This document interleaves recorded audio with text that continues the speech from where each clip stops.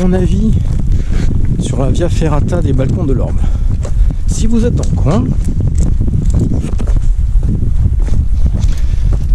il y a des jolis paysages, donc ça vaut le coup de venir la faire.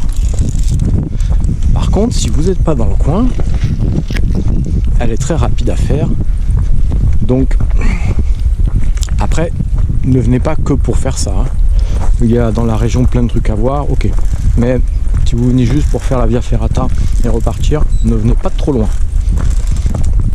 Parce que ça dure quand même pas très longtemps. Les points de vue sont beaux. Les sites d'escalade qui sont sur la même falaise mais qui sont juste après sont interdits. Après, je sais pas si ça se voit, mais c'est vrai que bon, ça a été ouvert il n'y a pas longtemps, donc purgé il n'y a pas longtemps, mais le rocher donne pas une confiance aveugle. Au niveau de la cotation, la première partie elle est marquée 30 minutes. Moi franchement sans entraînement et je l'ai fait, enfin ça se fait en 10 quoi, c'est un petit peu, ça c'est beaucoup moins long que ce qui est marqué. Pendant très longtemps ça donne l'idée que c'est vraiment un niveau débutant, c'est très facile, c'est pas très aérien. Et puis je dirais ouais, c'est assez inégal en fait. Et puis tout à coup il y a des espèces de surplombs et des passages qui sont physiques. Enfin, on s'y attend pas en fait.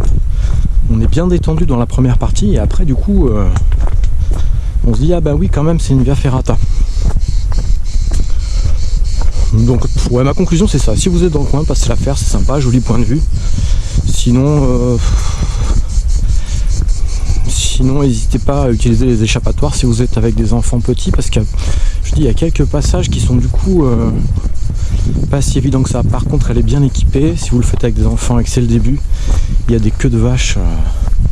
Enfin voilà, le matériel d'installation de la Via Ferrata c'est moderne, c'est très récent. Du coup il y a moyen d'utiliser plein de choses quoi, pour sécuriser si on le fait avec des enfants. Voilà, sur le côte de l'Orme.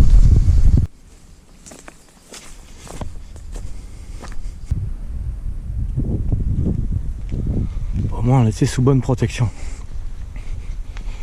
Bon, je pense que le week-end le plus calme de l'année pour faire des activités, c'est le week-end avant la rentrée. Ah, il y a eu des contrôles d'effectués et tout. Ouais, le week-end avant la rentrée, il n'y avait personne quand je suis arrivé. J'ai croisé personne. Et il y a personne quand je repars. C'est le plus tranquille.